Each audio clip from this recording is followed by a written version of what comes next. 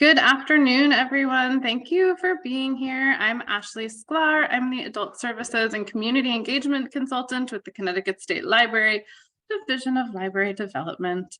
And I, along with my colleague Kim Poe, our Children and Young Adult Consultant, she is here too. We're very excited to be bringing you more Growing Equitable Library Services, or GELS, as we like to call it for short. You can find lots more about GELS, what we have done, and some things coming up on our LibGuides. I'm sure Kim will drop you the link shortly if she hasn't already. And today we're here for part 2 with Dr. Audrey Barbakoff called Inspirational Changes. And we could not be more thrilled to have her back with us for part 2 of 4. There's 2 more, so stay tuned. So for those of you who don't know, Audrey is the CEO of CoLab Capacity, which provides community-centered consulting for libraries and social good organizations. She has more than a decade of experience in public libraries where she focused on community engagement and leadership. I could read you the rest of her bio, but it is available on her calendar, all of that good stuff. I will say she's the author of the forthcoming book, 12 Steps to a Community-Led Library, specifically because that's what we're talking about today. So we'll get to hear some sneak previews. And a couple of housekeeping things just before I turn it over to Audrey. If your name is not already listed as like your name in library, please update it. That helps to know who's here in the room with us today.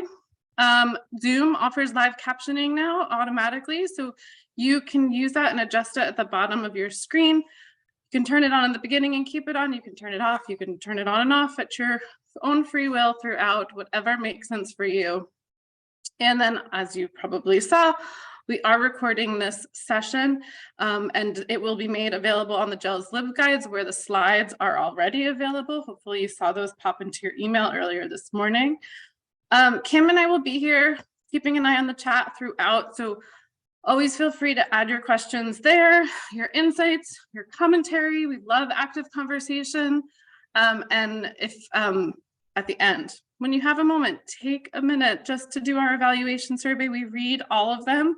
It helps us think about what to do next, what to bring in next, what you need from us, what you want from us. So we do appreciate your time to fill those out.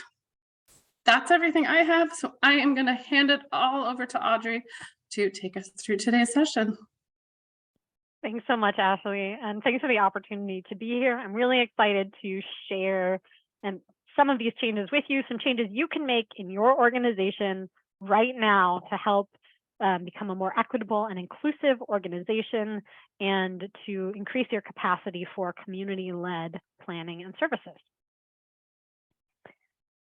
So I'm not going to make the assumption, even though this is a 4-part series, I'm not going to make the assumption that you've come to the previous one. So we will do a quick recap of some of the fundamentals of community-led work, of sharing and redistributing power. I'll give you a quick overview of the CoLab model.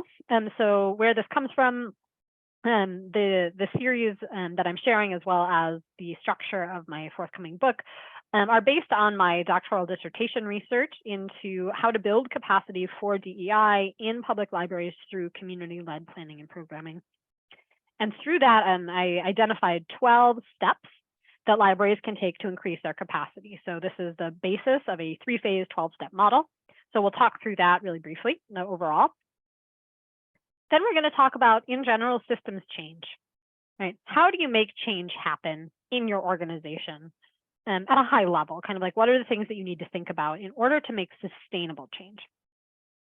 Then we're going to get into the nitty-gritty. We're going to talk about the first 3 steps in that 12-step model: commitment and accountability for DEI, train for understanding of concepts rather than procedure, and connecting to community goals and core values.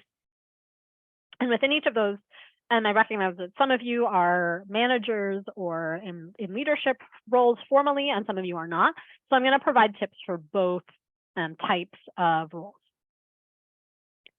And we're also going to do quite a bit of discussion in here. So I'm excited to hear from you and to have a chance to share with your peers.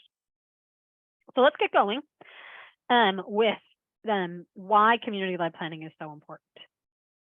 And again, this is the subject really of that whole first webinar. So if you can hear, if you want to hear this in greater depth, I think you can go back and hear the recording of that one. Kim's nodding, so that's a yes. But this is really essential to the work that we're about to do. So I am going to go over it briefly here. Why do we do community-led planning in libraries? A huge reason for this is equity, diversity, inclusion, and social justice. When we use these methods of centering our communities and empowering our communities, when we use them to very intentionally center marginalized and systematically excluded groups and voices in our communities, then this can be a real force for equity, because community-led planning at its heart redistributes power. And it is not necessarily inherent to these methods that we use them to redistribute power to the people who have been systematically denied power because of their identity, right? So it's essential that we make a conscious effort when we use these methods to say who has been excluded, whose voice is not heard, right? Whose work and efforts and strengths and gifts are not being recognized, and make sure that we're sharing power there, right? That we're doing the work to build relationships and seek out communities that aren't engaging with us now. When we do that, this is an incredibly powerful way to put your DEI values into action, right? To move from that like highfalutin statement that you probably have somewhere on your website into a thing you can actually do right now. So it's really powerful in that way. Relevance. When you do community-led planning, you're not throwing spaghetti at the wall to see what sticks. You're not saying like, I like knitting, so other people probably also like knitting, so let's do a knitting program. And then like maybe people come and maybe they don't. Kim's coming because she just showed me her knitting, so we're good. Excellent. So we'll at least have a program of 2. But you know, then that's so common in libraries, right? Like we think we know what our communities want, and a lot of the times we're right. And you know, but then we're kind of out there being like, why don't people understand how relevant we are, right? Like, why don't people see all of the great stuff we're doing? And we're sort of like handing them the flyer of like, here's the laundry list of all the things we do that you should remember, and it never seems to stick, right? We still hear like libraries, old-fashioned, books, children, and the books and children piece at least is true, but there's so much more, right? When you're out there in the community doing the work with people, it's their work, it's their goals, it's the stuff they care about, and the library is there on the ground actively contributing its resources and support. You don't have to tell people you're relevant anymore. It's incredibly obvious because you're there, right, with the things they already care about and the work they're already doing. Community-led planning also inherently builds relationships. By definition, it's not something you can do by yourself, right? So you have to go out and build relationships and sustain relationships with people, with community groups. And that's really a benefit. I mean, even though that takes more time, right? Ultimately, it means what you get out of this is not just a program or a service, but a relationship that is going to enrich library services and enrich the community more broadly for a long time. And then finally, capacity. When you partner, right, you get more resources. You get the resources of multiple organizations or multiple people. That can mean money, right? That can mean bodies. It can mean staff time. It also can mean expertise. You can do what you do best as a librarian. And you don't have to feel like you need to sort of half learn something because your community wants to know about it. You can partner with people who are experts, right? In small business, in cultural celebration, the cultural celebrations you want to engage in, right? In health, mental health. All of these things that we see in libraries, and we're like, we need to do something about this, but I went to library school, I didn't go to social work school, like I don't know what to do here. We can partner with others who have expertise so that we can do what we do best. We can bring research and resources and knowledge and connections, and others can bring the subject matter expertise, which is what they do best. So it really builds capacity overall. The fundamental thing that I want you to know about what community-led planning is that it's a sharing of power.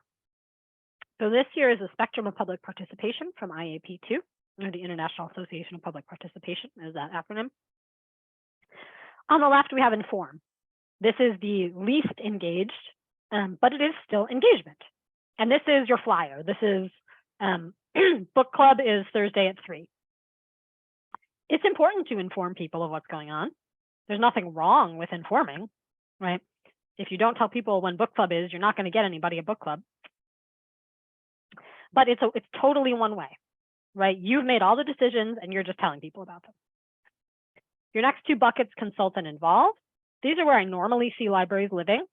This is where we ask people for their input. And then we go back to our offices and make all the decisions ourselves. So, we're good about thinking about who's in the community that we want to reach. We make a connection. We do a survey, right? We ask people, but ultimately we're not really sharing any power here, right? Because we're still holding on to all of the responsibility and all of the authority. Even if we hire or pay someone to do something, like we're still directing what happens, right? We're still making the decisions. So community-led planning lives in this collaborate and empower space all the way to the right. This is when we authentically share the power to make decisions about how resources are utilized and what activities are going to happen and how success is measured. We give that power over to the community. Collaborate is kind of like a 50-50, right? Like we're really in this together. And empower is when we are handing over the power. We've tipped the balance back in favor of the community. That doesn't mean like, fine, here's some stuff, go do what you want, right? That's not a throwing up of our hands. That is a supported saying, I will provide, like, here are the resources I can provide for you. I will walk alongside you. I will make sure that you have the support that you need to be successful, but you're the one who decides what we're going to do, what our program or activity or our service or our space is going to look like. You're the one who decides what success means. You have accountability and responsibility for making it happen. So that's really the space of community-led work. Organizations have differing capacities for community-led work right now. These are kind of like these models are sort of, these are your 2 extremes. Very few libraries are all in one place or all in the other, right? They're a mix. But I think it's helpful to sort of conceptualize what the difference really is between low capacity and high capacity to do this work, because it's fundamentally about perspective. In a low capacity organization, you might have a librarian or a library worker. This person, may be you, is probably you since you're here, who is a champion for this kind of work, who is all about equity, who understands how to do work with community that centers community, that decenters whiteness, that decenters the library as powerful governmental institution, and instead centers marginalized and excluded communities. Like, you're all about this. In a low capacity organization, you're stuck in the middle, right? There's the things that the library wants to do, and there's the things that the community wants to do, and you're sort of yanking them together, right? You're pulling those circles to overlap, right? You're trying to show both the library and the community. You're putting in a lot of effort to show both the library and the community that there is overlap between all of the various things that they're doing and that they care about. This is kind of a recipe for burnout for you, right? You're doing a lot of pulling. You're doing a lot of work. And your organization as a whole doesn't have a lot of capacity, even if you as an individual do. So if you burn out and you leave, or you take an extended vacation, right, all of these things kind of crumble, right? Those circles just sort of roll away from each other again. In a high capacity organization, we understand that the work and the goals of the individual librarian are feeding the goals of the library, which are feeding the goals of the community. And the goals of the community are then reflected in the library and are reflected in the work of the individual. So instead of kind of a Venn diagram, you now think of this as like a dilating eye, right? Where one of these circles gets bigger and they all get bigger. And the effort is circular. It goes in and out. So that the community is helping the library, and the library is supporting the librarian. So when we see our goals as the community goals, when we say the goals of the community are the goals of the library, and those are the goals of the librarian, then you get into a space where there's really high capacity for this work. So if you're saying, like, I kind of feel like I'm a little more in that first bucket, I'm leaning a little that way, how do you move from low capacity to high capacity? And if you're already in an organization with some capacity, how do you grow it even further? So that's what the CoLab model is all about. CoLab stands for community-led capacity building. And you can tell that I really fell in love with a lot of the ideas in here because I named my company after it. It's like, this is what I do now. So I'm so excited to be able to share it with you. So there are 3 phases to the work: inspirational, transformational, and operational. And today we're going to talk about the inspirational changes. And these are the seeds for success, right? These are things that you might want to, if you can, do first or think about first, because they will make the rest of the process a lot easier if these are already in place. So if you came, I would love to have a few minutes to discuss. And the question is to reflect on what we've just learned about community-led planning. So why it's important, what it is, what it means to have high or low capacity, and just a sneak peek ahead that we're about to start talking about how to make that happen. So if you came to part 1, what is a key takeaway that you had from that session or an idea that stuck with you? If you did not come to part 1, reflect on what you just heard and what's an idea or a perspective that you're hearing that shifts your perspective or resonates with you. And we're going to go into breakout groups for this conversation. So if we can have like maybe approximately 4 people to a breakout room. Yep. However that works out. Okay. And let's just give that like 5 minutes. Okay, let me 4 people to a room. Math. Oh, and about how much time do you want? Let's just give them about 5 minutes for this one. So folks, there should be like a teeny tiny clock, if I did this right, that's going to be in your space. And I am going to send you into rooms now.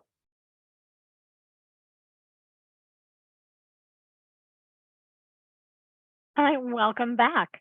So I hope that was a chance for people to just kind of to help share and ground yourself a little bit, especially for those who attended the first part, to share that what you've had a chance to reflect on, maybe with people who had not had that opportunity. Does anyone want to share briefly what you talked about in your group? Just 1 or 2.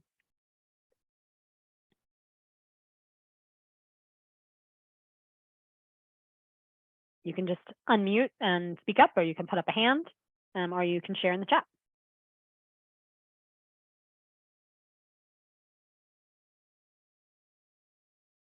All right, we have a quiet bunch. That's all right. I heard some good conversations happening in the breakout room, so I'm glad that you are feeling empowered to share there.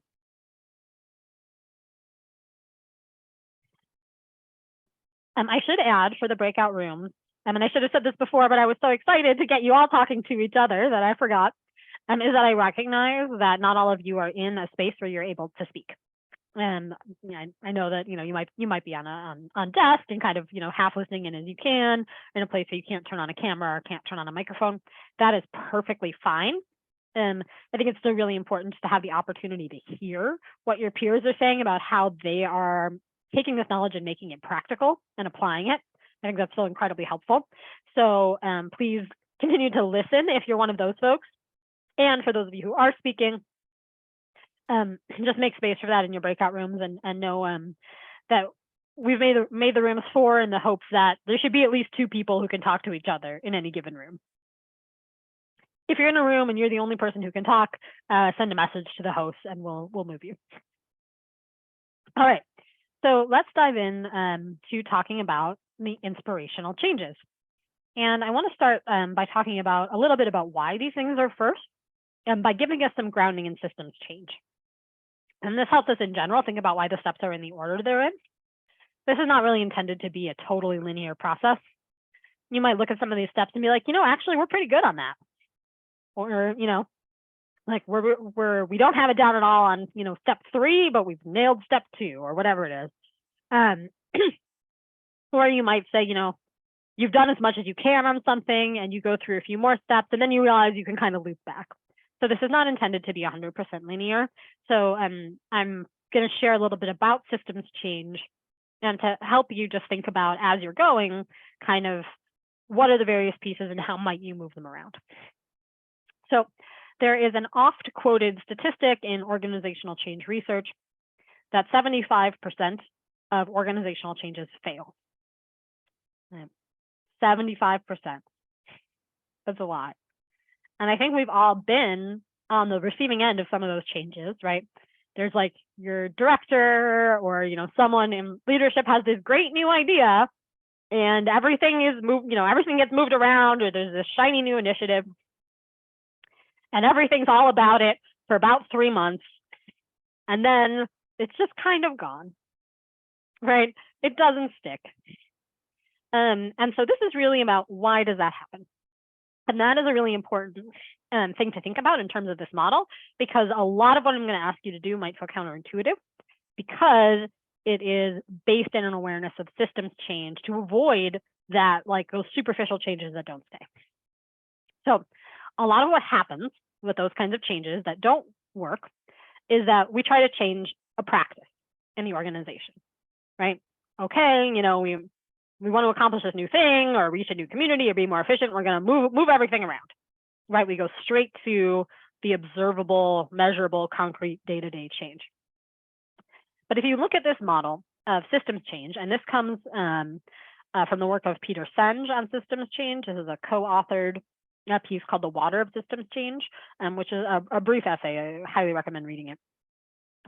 But they recognize 6 conditions that need to be required, that are required for change to take place. Practices is just one of them, right? So that's really the takeaway here, is that like there are 5 other things that we need to be thinking about. Policies and resource flows, for example, but even those are explicit, right? They're the things we can see and measure, observable change. Underneath that, there's also changes that need to be made to relationships and power dynamics, and even below that, to our mental models. And a lot of the work that we're doing around making a shift to community-led planning is about changing our mental model, right, of how the library serves and works with community. So if we just try to make changes to practice without spending time on this deeper cultural and internal work, it doesn't stick, right? The changes that you make to the process that you use to plan a program, for example, or that you make to how you do your strategic plan, are temporary.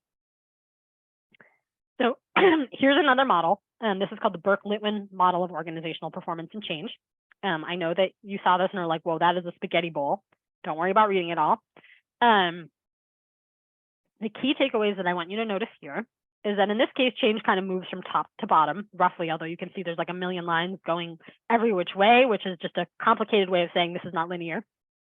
But that the external environment drives change, that the community, changing needs in the community drive a need for change in our organizations.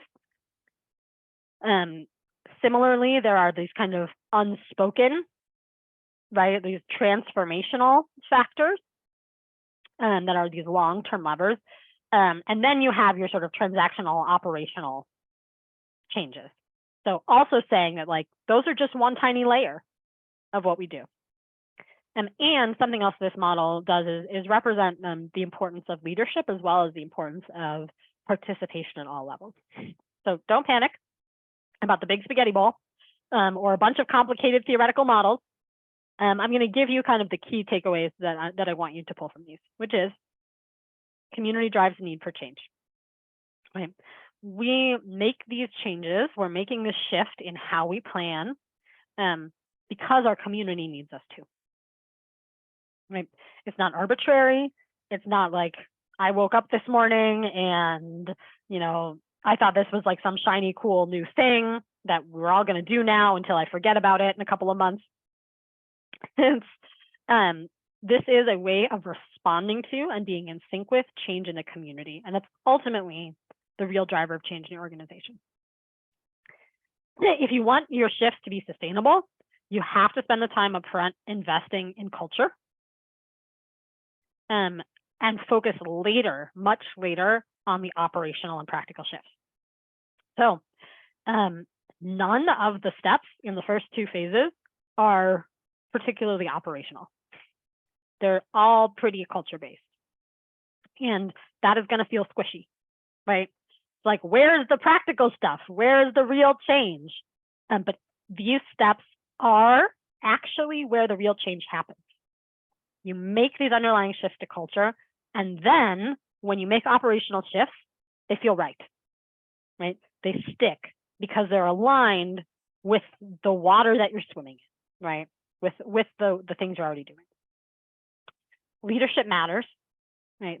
If you are in a role of positional leadership, what you do and what you say has a lot of power to shape how your organization's culture shifts in particular, as well as some of like the stated written policies and whatnot.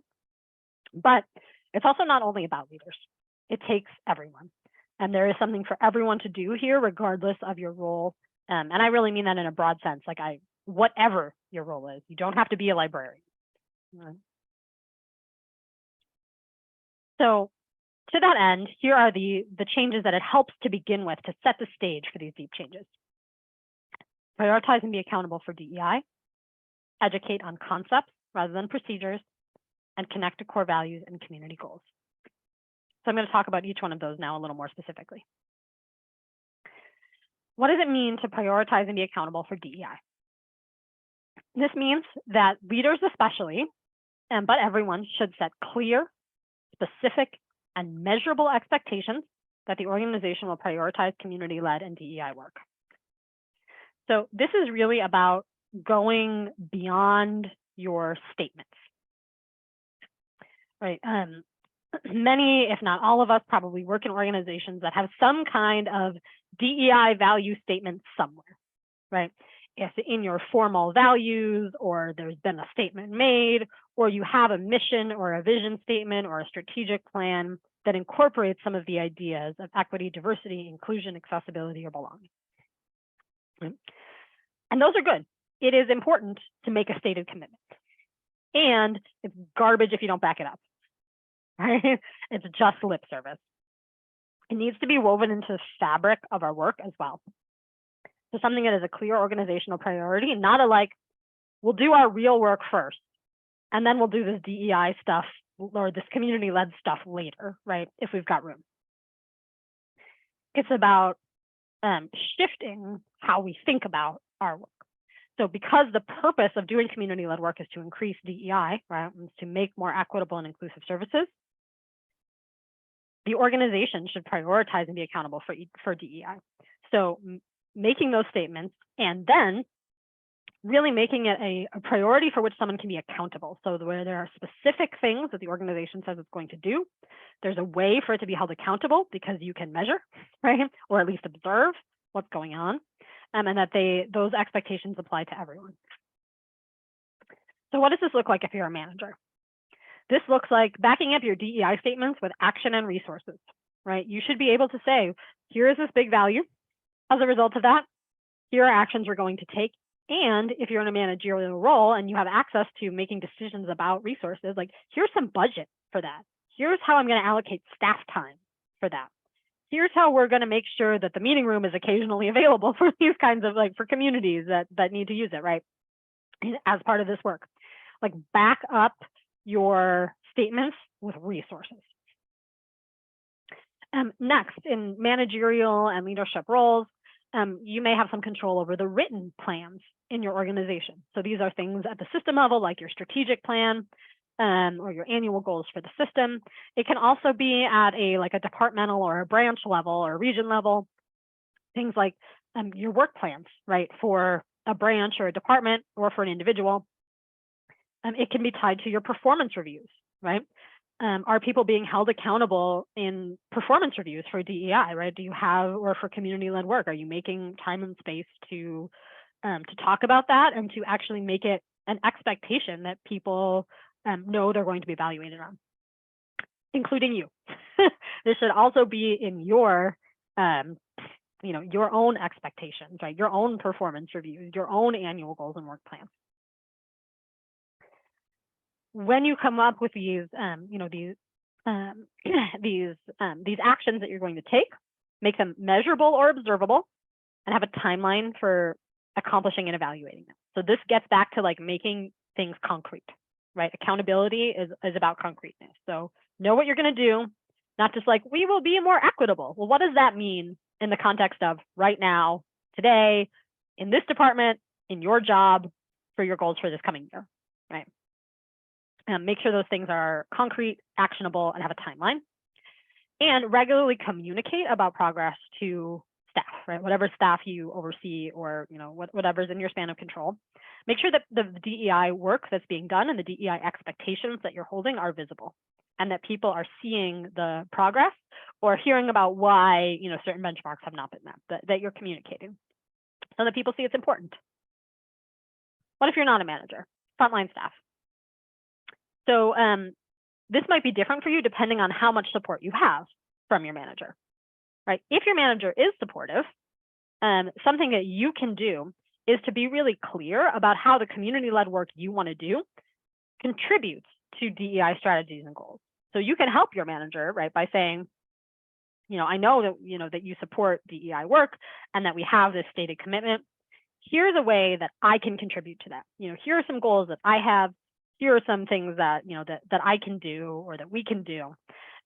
Just making it really clear that the work that you're doing is part of the DEI commitment that your manager has made, right? Drawing that connection, because it's not necessarily obvious. It might be obvious to you.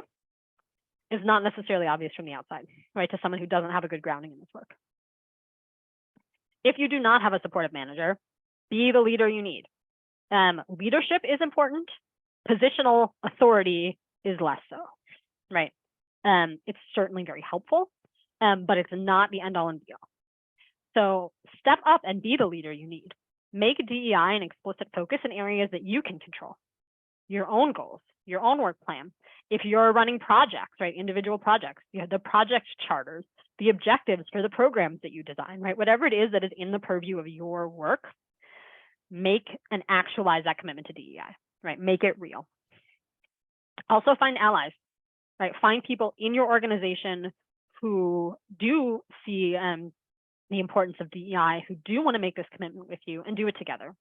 So if that's not your manager, or that's not your immediate peers, like, it doesn't matter what job someone is in, or what title they have, or what degree they do or don't have. It's much more about their perspective and their commitment to the work. So just find the people who will give you life on this, right? Who will give you some strength when the work gets hard. And show your work. Sometimes resistance in an organization is just because people can't visualize what community-led work looks like, right? It's so different from the way that we have done our work before. It's sharing power is hard, right? It means giving up control. It means not knowing what the outcome is going to look like, right? Because you start with a relationship and you are not the one making all the decisions. So sometimes it's just hard for an organization to get its head around basically how this work happens.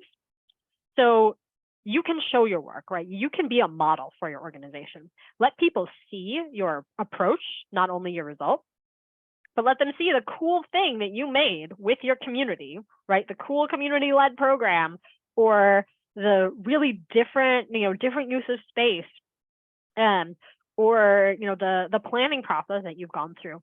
Let people see not just the result, but also the process.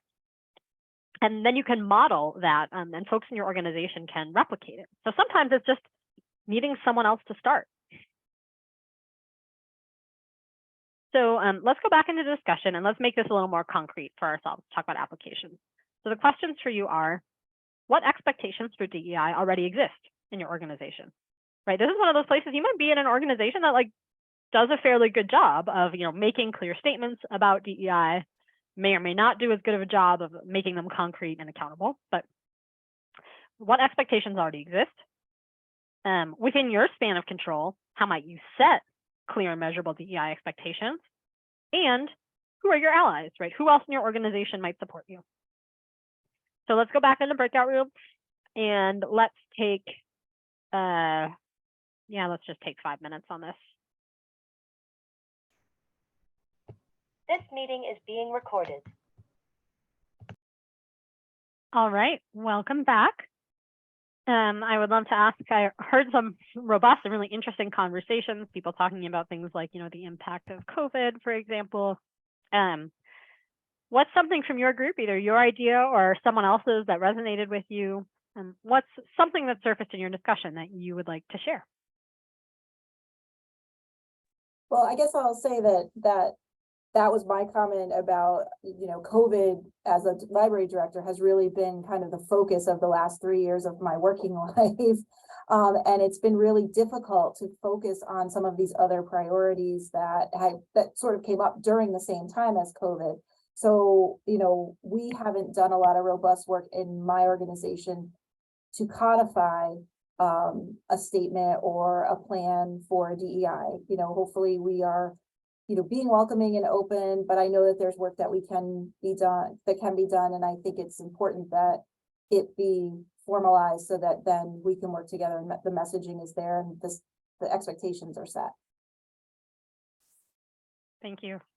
I see a hand up, and now I don't. So, oh, Jane, there we go. Jane, go ahead.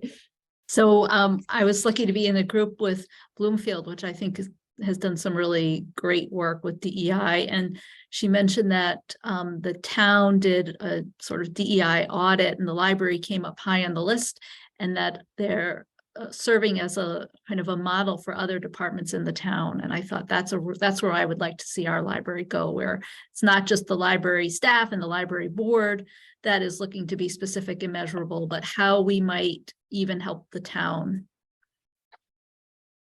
Yeah. Wonderful. I love thinking about that beyond the library and how the library ties into community goals. Absolutely. Ava.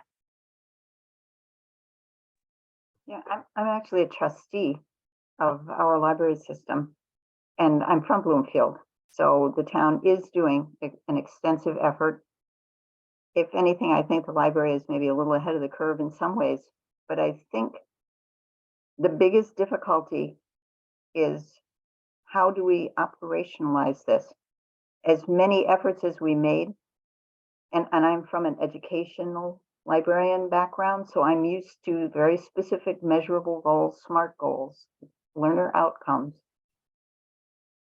We still have that gap, and that's what I'm hoping for from these sessions. When we did a survey, we sent it by mail to every household in town. We called several thousand households individually and asked questions and said, please talk to us. We need you to tell us what you want, what you need. How do we do this? But to move from what is still clearly a position of control to one that is more shared is not easy, particularly in a political environment and varying economic environment. So that's for us the tipping point that we need to better understand. How do we make it from we really want to do this to, and we're doing a lot of things, but I know we're not there and we want to be. How do we do that? Yeah. Thank you. Jason, and then we'll move on. Yeah, what's one of the things that's interesting is it's all over the map. We all know that we need to move in this direction, but there's a lot of entry points and people are in different spots. And I'm actually invested through as a co-chair for one of the social justice roundtables in Connecticut to try to do the work on getting some formal standardization in some capacity with like key stakeholders. So there can be something which people can kind of plug and play and move with this stuff. And because right now it's kind of hodgepodge and all over and people are wondering, right, how to operationalize, where to start, where to begin. It can be very overwhelming. So that's one of the goals I'm trying to move with the roundtable and other key folks in Connecticut to see if we could kind of get something that can be something to help operationalize this. Because I know there's not like so that's one goal, but I don't have that much, as far as we don't have expectations in my library as of yet, which this is another thing I want to eventually kind of nudge and move that ball as well. Wonderful. Thank you. And hearing, these comments on operationalizing and how I think this next step is going to be very illuminating. And I will caution everyone again that hopping right to making practical changes without doing some of that deeper work will often leads to those practical changes not being very sustainable, right? So it's doing this work first of, for example, pushing your organization to commit to DEI as a value and as a strategy, as well as a thing you do, not just a thing you believe. Like that is one of those essential foundational pieces that's going to help you so that you can make changes that make sense, right, in your organization. But I think this next piece also is really illuminating, and this is educating for understanding instead of training for procedure. So when I started my research, I went in with the assumption that the biggest thing people would need was training on how to do community-led work, right? That what I would hear anecdotally from people and librarians all over the place that I talked to was like, I would love to do this, but I just don't know how. Like, I don't know where to start. I don't know how to do it.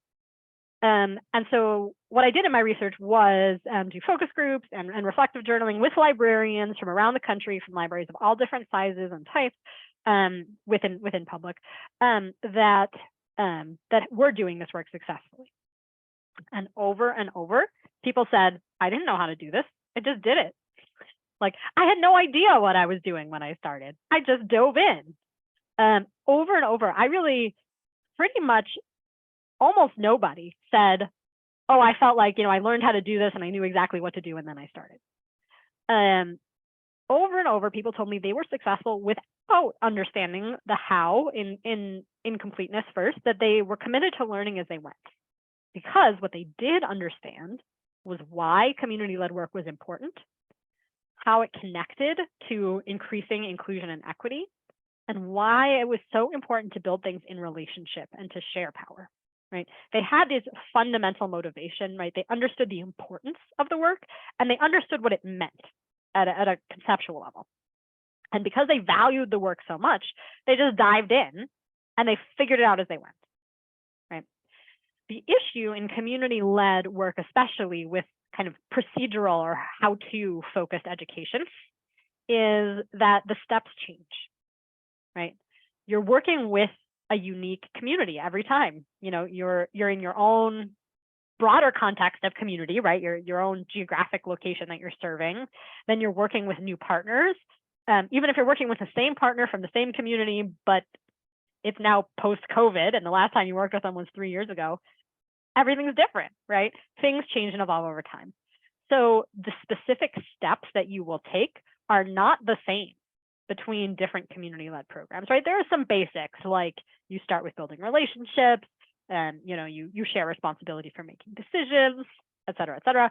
But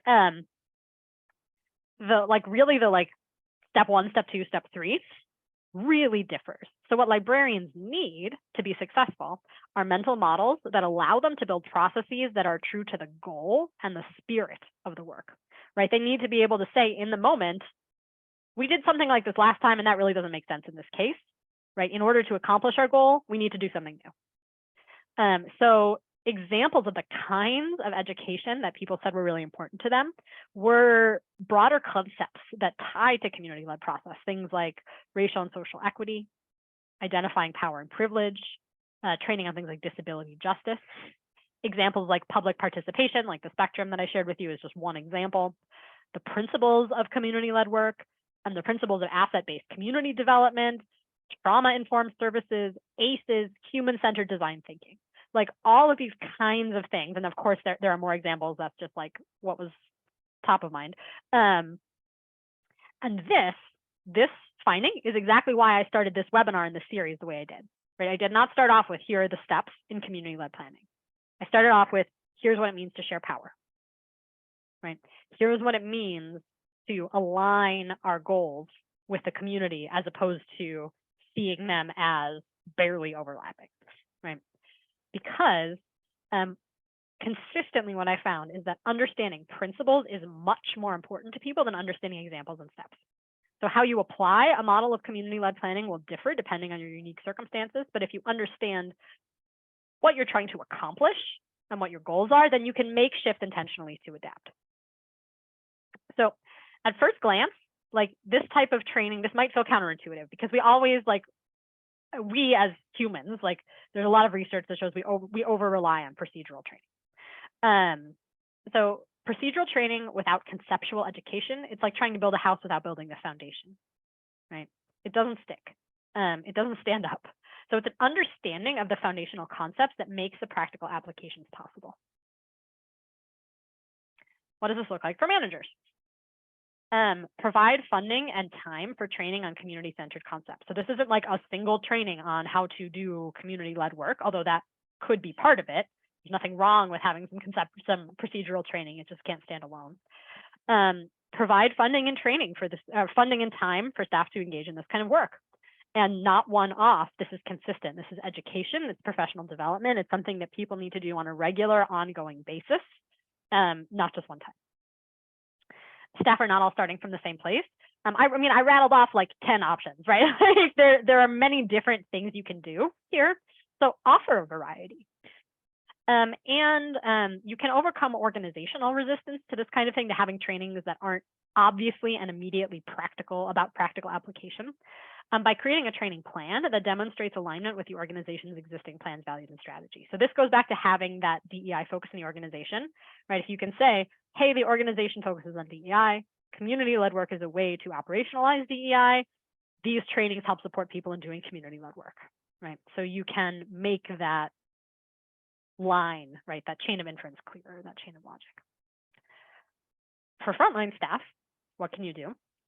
You can seek out professional development opportunities for yourself on community-centered concepts. Give yourself permission to be wide-ranging in your curiosity. Right? There's a place called the Tamarack Institute out of Canada that offers like a bunch of great training. There's, there's like, I just had another cool example that I wanted to share. Oh, there's an organization called Community Heart and Soul. Like there's all these things that are not library specific, but that offer all kinds of education on community-led concepts, right? IAP2, whose Spectrum I shared earlier, they offer stuff.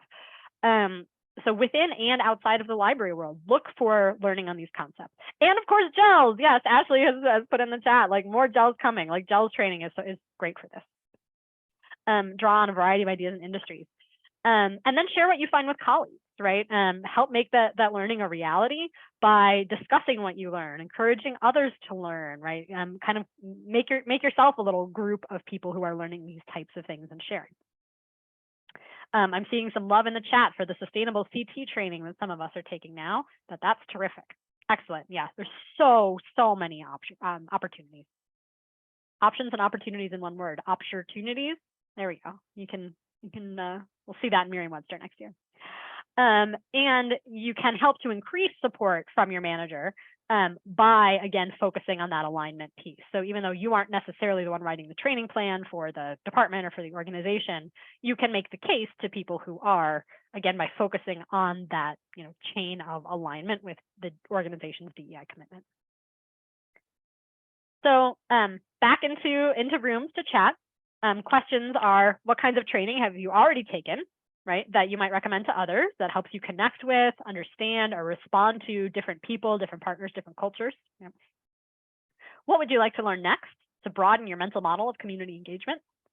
And what level of support does your organization or manager provide? And if needed, how might you encourage more buy-in?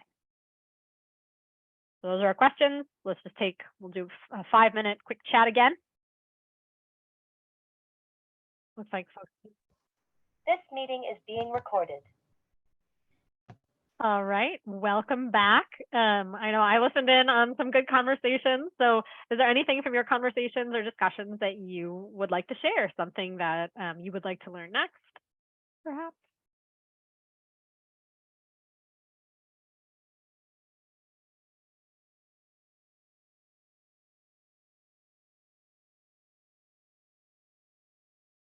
Something that came up in your conversation that you think might be of interest to the broader group?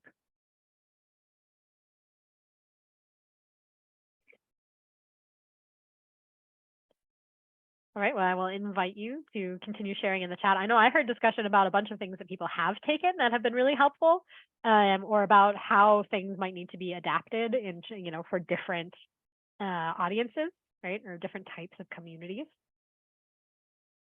Is there anything you have taken that you think like, this was awesome, let's tell the group about it?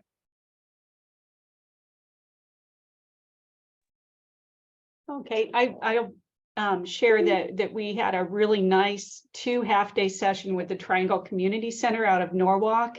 And it was, really productive and kind of an insightful look at how best to serve members of the LGBTQ plus community, as well as members of that community that are our colleagues on staff.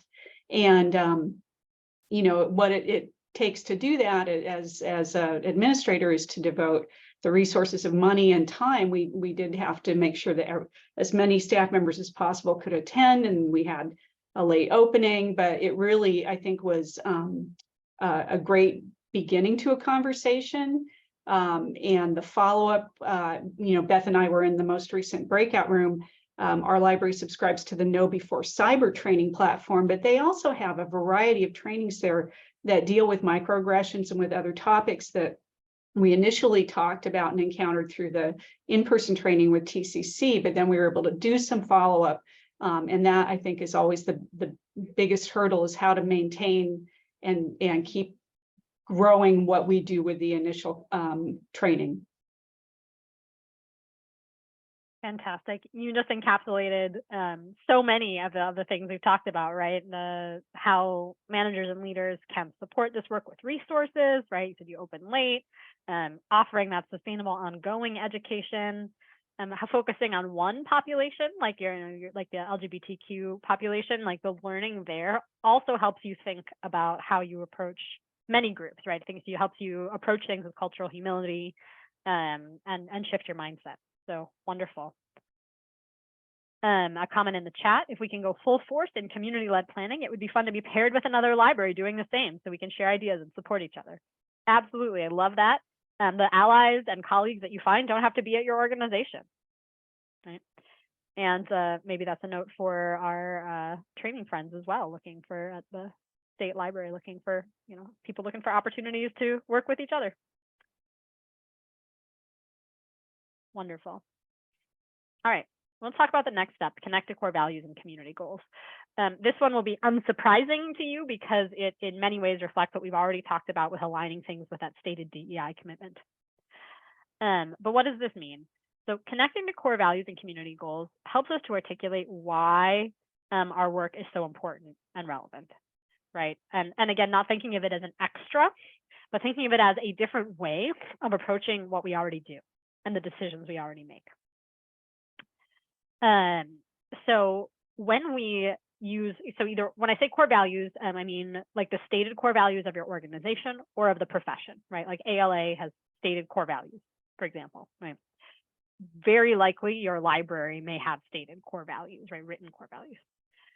But then there are also community goals, right? Things that organizations in your community want to accomplish. Often these are stated, like you can find these written in a variety of documents, right? Community comprehensive master plans, right? Or like city or municipal plans tend to do this.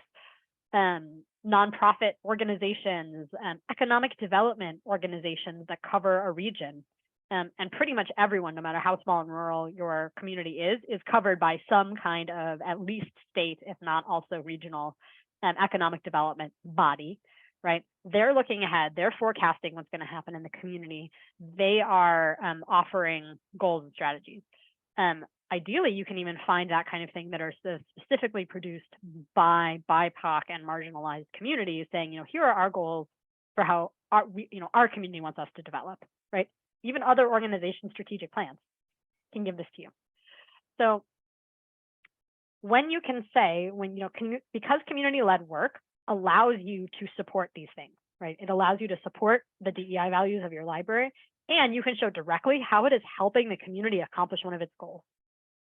So, for example, you've built a connection or a partnership with an organization, let's see, with an economic development organization that is focused, that is immigrant-led, and that is focused on, helping immigrants and refugees who are in the community get, I'm using a real example now that I've drawn on, helping people get jobs that are aligned with their professional degrees and expertise from their home country, rather than driving an Uber, right? Because you have like credentials that don't translate, for example, right? Like helping people get back into higher paying fields. So that's a goal that the community has, right? That someone outside the library says, this is important in our community and we're working on this already. When you partner with them to do, say, a community-led program, right, around this, or offer a community-led service around this, it is very clear that the library is, through community-led work, is contributing to community goals, right? This is something that that organization has already said they care about based on what they know about the community, and they are the community that they're serving, right? They're led by, made up of, and serving a cultural community of immigrants and refugees in your area. And it's just an example, it could be anything. You learn about this from them, you devise a way that the library can support what they're doing, right, through resources or partnerships. You launch some kind of program or service together, right? It's so clear now that the library is an essential part of the community achieving its own goals. And so again, that like relevance question is out the window. Also, it's important to do this for getting internal buy-in, because believing something important in like the scholarly literature around this is going to be called subjective value, is a really powerful motivator. When you show that community-led work is central to achieving the organization's DEI values, when you show that it is incredibly meaningful in helping the community achieve its goals, you're showing people why that work is important, and that motivates them to support it. Connecting to core values and community goals is also really important because it influences the language you use to talk about what you're doing. If you're the champion of community-led work in your organization and it's not something that's widely understood or accepted or isn't the way you do business now, which I would say is, I have not encountered a lot of libraries where this is like their normal way of doing business all the time, right? So it's likely that you're working with at least some people for whom this is kind of a new concept. And so rather than approaching it as just like, well, here's what we're doing, right? Here are the steps we're taking. Here are the people we're partnering with. We have this community-led planning initiative. We're running a strategic plan in a way that uses a lot of community conversations, right? Instead of just saying what you're doing, this is prompting you to make the tie to why you're doing it. And it's to actualize the library's core values and to accomplish the goals of the community. So if you have that framing really firmly for yourself, when you talk about this work, you're going to talk about it in a way that's really compelling to others in your organization, and that's compelling to the folks you're talking with in your community, right? As potential partners or as people, that you want understanding and supporting the library.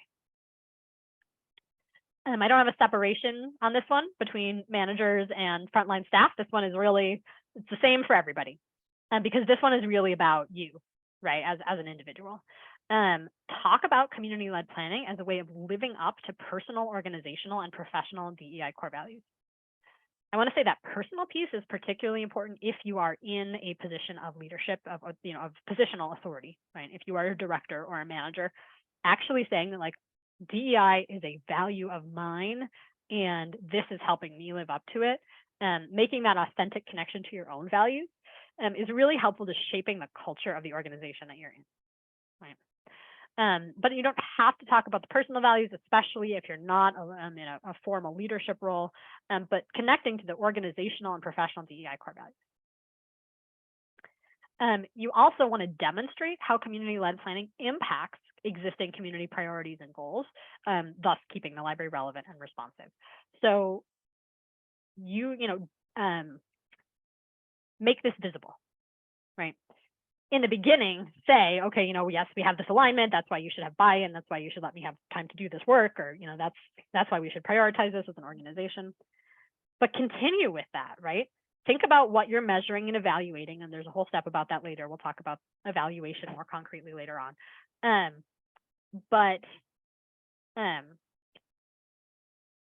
Actually demonstrate, right? Say, here's what was accomplished towards this community goal. Here's how the library played a role in that, right? Quantitative, measurable, it's great if you can get it. It doesn't have to be, right? You can tell stories. You can use qualitative observations here, or conversations, or comments from people, or feedback, right? But continue to show throughout, not just the intention of aligning with community goals, but the real impact that you're having. right? To build on a prior example, right?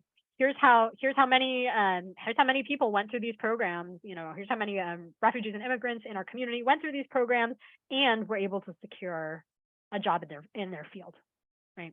Or here's how many people attended and said that as a result they felt more confident and less afraid of navigating the systems here. Right? So continue to tie your impact to the community goal. Collect and share those stories. The stories that you share, right? Even if you don't have kind of like hard quantitative data, the stories of individual people that you share are what make emotional impact. So when you're talking about this work, you're trying to get buy-in for this work, you're explaining what it is or what it does, what it means, and having those individual stories really matters. And then don't be isolated. So this is all about how you talk, right? And kind of how you talk about community-led work, how you conceptualize community-led work. Talk to everyone that way. The more people in your organization believe in the importance of community-led work, even if they're not the ones doing it, even if it's not part of their job description, but the more the culture as a whole will be supportive of it, right? The more there's a shared understanding of what we're doing and why we're doing it, the more fertile the soil is, right, for you.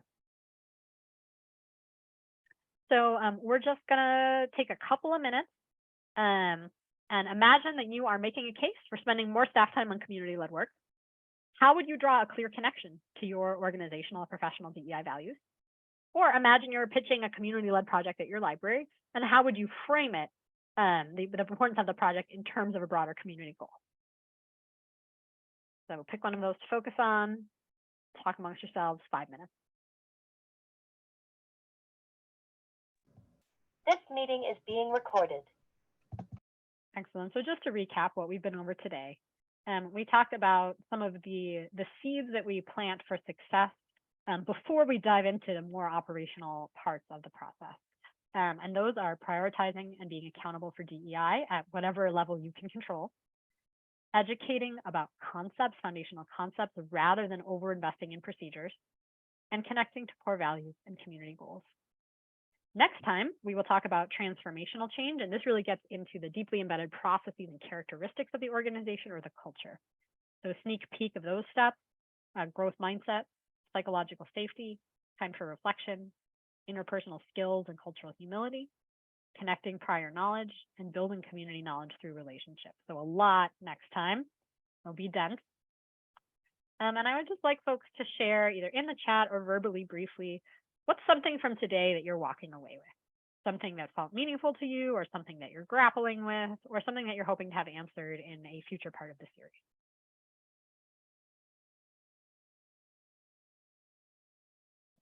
As you're thinking about that, I just want to flash a couple things on the screen. Some further reading. I especially want to recommend the Working Together Project Community-Led Libraries Toolkit for those of you eager to jump into the how of, how does community-led programming work, or how does community-led planning work. I think that is the most succinct and practical resource out there, even though it's a little bit on the older side. So Community-Led Libraries Toolkit. If you can't find it, it's a little harder to dig up these days. You can shoot me an email and I will help you. And feel free to get in touch for any reason or to sign up for my newsletter. Here is my contact information.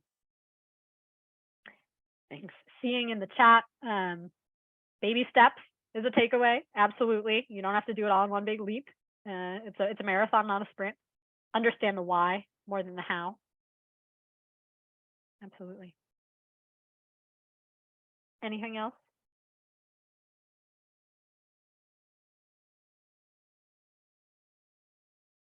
Well, thank you all very much for your time today. Please remember to fill out that evaluation form. Ashley's linked it in the chat. And again, feel free to reach out, and I hope to see you next time.